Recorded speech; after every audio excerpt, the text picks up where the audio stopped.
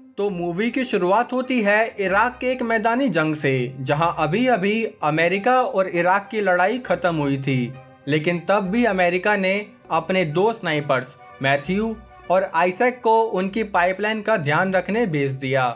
Isaac और Matthew ने वहां जाकर देखा कि किसी ने पाइपलाइंस के वर्कर को पहले ही मार दिया था। इसलिए ये दोनों घात लगाए बैठे थे कि जैसे ही वो मारने वाले लोग यहाँ वापिस आएंगे, ये दोनों उन्हें उड़ाकर वापिस अपने बेस पर चले जाएंगे। अब लेटे लेटे इन्होंने यहाँ 22 घंटे निकाल दिए, जिस बीच इन्हें कोई हरकत नहीं दिखी। मैथ्यू ने आइजैक से बोला कि यार मुझे नहीं लगता यहाँ कोई भी आने वाला है। आइजैक उसको समझाने लगा कि अभी रुक जाओ, हो सकता है यहाँ कोई प्रो प्लेयर जैसे जुबा छुप कर बैठा हो। पर गर्मी के मारे मैथ्यू की हिम्मत ने अब जवाब दे दिया था, इसलिए वो वहां से खड़ा हो गया। तब आइजैक उससे बोला, क्या कर रहे हो? मैथ्यू ने जवाब दिया, गर्मी के मारे मेरे, समझ रहे हो ना। ये कहकर वो पाइपलाइन की तरफ चल दिया। आइजैक अपना पूरा फोकस मैथ्यू पर रखते हुए उससे रेडियो पर बात भी कर रहा था। खैर मैथ्यू सब चेक करते हुए पाइपलाइन की तरफ पहुंचा, जहां पहले तो उसे सब चंगा सी लग रहा था, लेकिन तभी उसने नोटिस किया कि जितने भी लोग यहाँ मरे हैं सबको ही किसी ने हेडशॉट मारा है, जिससे वो समझ गया कि कोई बंदा पबजी की तरह AWM लेके बैठा है। यही बात उसने आइजैक को भी बताई, लेकिन इस वक्त आइजैक का स्कोप ठीक से काम नहीं कर रहा था। तब मैथ्यू उससे बोला कि तुम्हें क्या जरूरत थी डीन का स्कोप लेके आने की। अब दोस्तों ये डीन कौन है हमें आगे पता चलेगा। बैक टू स्टोरी, मैथ्यू भाई साहब ने सब नोटिस किया ही था कि तभी उसकी टांगों में किसी ने गोली मारी, जिसे सुनते ही आइजैक तेजी से उसकी तरफ भागने लगा।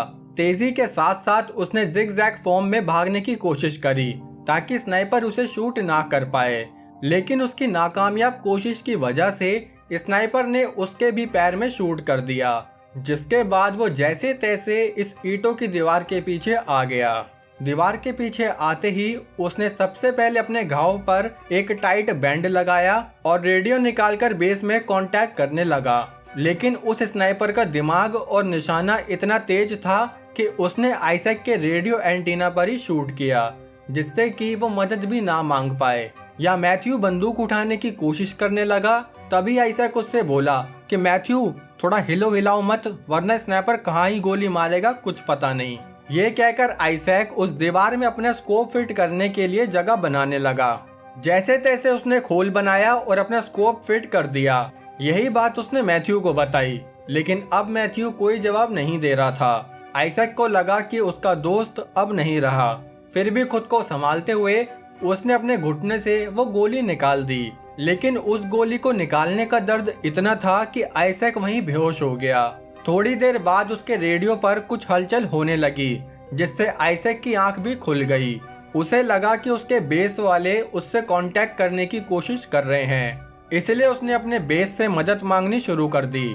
तब दूसरी तरफ से वो आदमी बोला कि माफ कीजिए, हम आपके एग्जैक्ट लोकेशन ट्रैक नहीं कर पा रहे हैं, तो कृपया या तो आप खड़े हो जाइए या फिर अपनी जगह से ही हवा में फायरिंग करिए। ये सुनकर आइजैक थोड़ा चौंक गया, क्योंकि उसकी ट्रेनिंग के दौरान ये दोनों ही चीजें करने के लिए सख्त मना किया गया था। तब उसने ध्यान से रेडियो वाले आदमी की आवाज सुनी और नोटिस किया कि जो आदमी बात कर रहा है उसका शब्दों को बोलने का तरीका अमेरिकन है ही नहीं, इसलिए शायद ये आदमी वही स्नाइपर है जिसने उस पर फायर किया। आइजैक उससे बोला कि मैं जानता हूँ तुम कौन हो।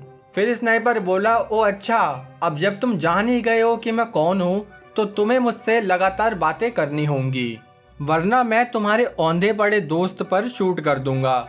ये धमकी सुनकर आइजैक को ना चाहते हुए भी उस स्नाइपर से बात करनी पड़ी।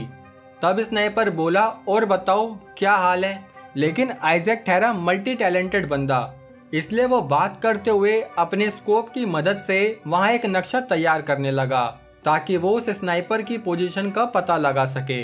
तभी उसने स्नाइपर से पूछा कि तुम कौन हो। स्नाइपर बोला, मैं तो बस एक आम आदमी हूँ। फिर आइजैक ने जवाब दिया कि तुम आम आदमी नहीं बल्कि एक आतंकवादी हो, जिसने अपने ही देश की पाइपलाइन बना रहे लोगों को मार दिया। स्नाइपर बोला, मैं और आतंकवादी? अरे तुम खुद को देखो ना, खुद दूसरों की जमीन पर हथियार लेके आए हो और उन्हीं लोगों को आतंकवादी कह रहे हो। खैर छोड़ो, अब अपने घर के बारे में बताओ। ये सुनकर आइजक को गुस्सा आया कि घर वालों पर नहीं जाना भाई। उसका गुस्सा देखकर स्नाइपर बोला कि अगर तुम्हें ज्यादा ही गुस्सा आ रहा हो तो मैं मैथ्यू को मार के शांत कर देता हूँ। तब आइजैक चौंक गया कि इसको मैथ्यू का नाम कैसे पता। फिर हमें पता चला कि वो स्नाइपर मैथ्यू और आइजैक दोनों पर पिछले 24 घंटे से नजर गड़ाकर बैठा था और उसे उनकी रेडियो फ्रिक्वेंसी भी पता थी। इन दोनों की बातों के बीच आइजैक ने अपनी पानी की बोतल निकाली और देखा कि स्नाइपर ने उस बोतल पर भी शूट कर दिया था। स्नाइपर का इतना तगड़ा निशाना देखकर आइजैक की पैंट भी फट गई, और सच में फटी है, देख लो चाहे। खैर अब उस स्नाइपर ने आइजैक के सारे रास्ते बंद कर दिए थे, लेकिन तब भी आइजैक ने हिम्मत नहीं हारी। उसने अपना सारा गुना भाग करके पता लगा ही लिया कि वो स्नाइपर इस कूड़े के ढेर के पीछे है, और इतनी देर तक कूड़े में घुसे रहना ये काम कोई आम स्नाइपर नहीं बल्कि जूबा ही कर सकता है। उसने स्नाइपर से पूछा कि क्या तुम जूबा हो, लेकिन स्नाइपर ने जूबा होते हुए भी मना कर दिया। फिर आइजैक बोला कि तुम्हें ऐसी ट्रेनिंग बस यूएस आर्मी ही दे सकती है, इसलिए शायद तुमने यूएस आर्मी से ट्रेनिंग ली और अब तुम उनके ही खिलाफ लड़ रहे हो। लेकिन इस बात के लिए भी जूबा ने मना कर दिया और बोला कि अगर तुम अमेरिकन को लगता है कि ये युद्ध खत्म हो गया तब तुम इराक में क्या कर रहे हो। आइजैक की हालत बहुत खराब हो रही थी, इसलिए वो स्नाइपर के किसी भी सवाल का जवाब देने की हालत में नहीं था। तब स्नाइपर उससे बोला कि अगर तुम मर गए तो मैं तुम्हारी जबान काटूंगा, ये करूंगा, वो करूंगा। आइजैक भी उसकी बकवास सुनते सुनते वहीं सो गया, और जब उसकी आंख खुली तो उसने अपनी गन पर हेलमेट और शर्ट टांगकर स्नाइपर को पागल बनाना चाहा, लेकिन वो स्नाइपर इन बच्चों वाली हरकतों से पागल बनने वाला नहीं था। तभी वहाँ एकदम से तेज हवाएं चलने लगी, जिसका फायदा उठाकर आइजैक अपने ही एक साथी का सामान उठाने चला गया।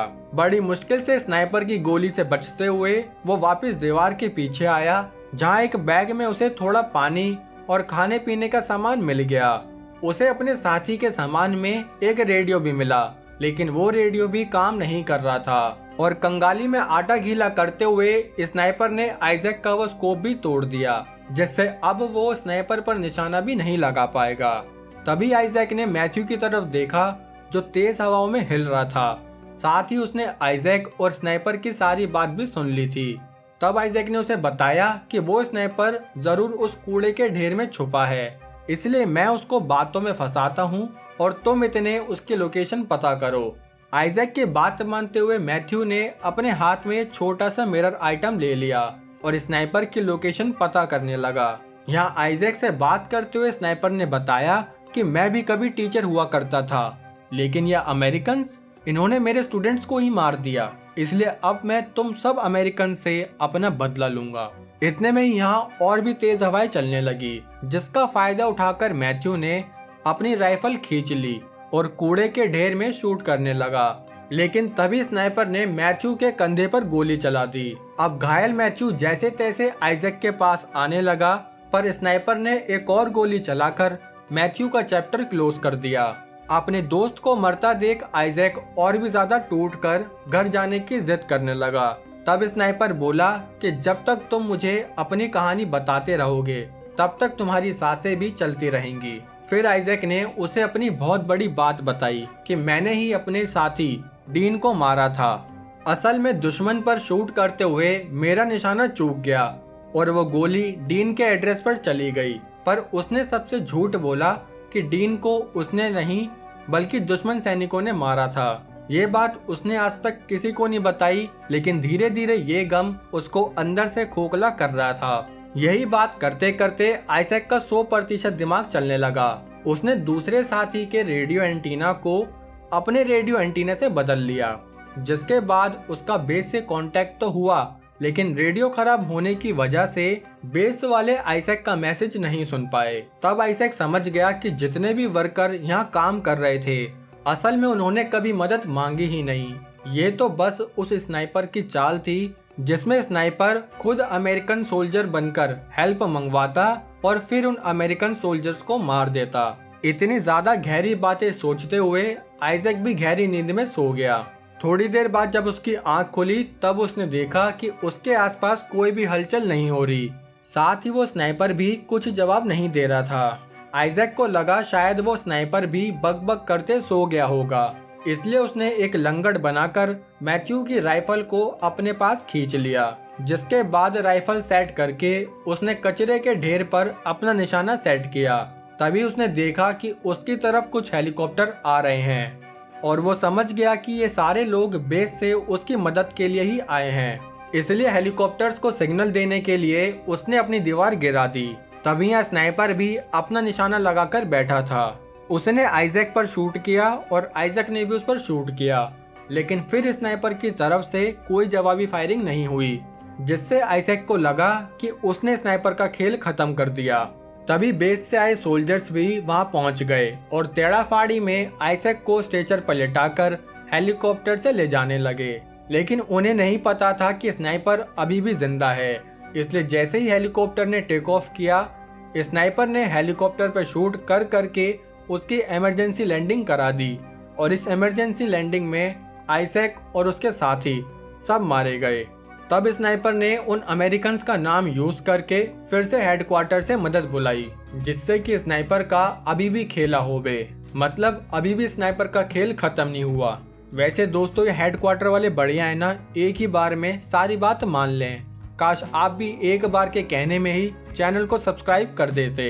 खैर वीडियो कैसी लगी लाइक कमेंट करके जरूर बताना और चैनल पर नए हो या पुराने सब्सक्राइब बटन की घंटी बजा देना। बाकी हम मिलेंगे हमारी अगली वीडियो में, तब तक के लिए जय हिंद।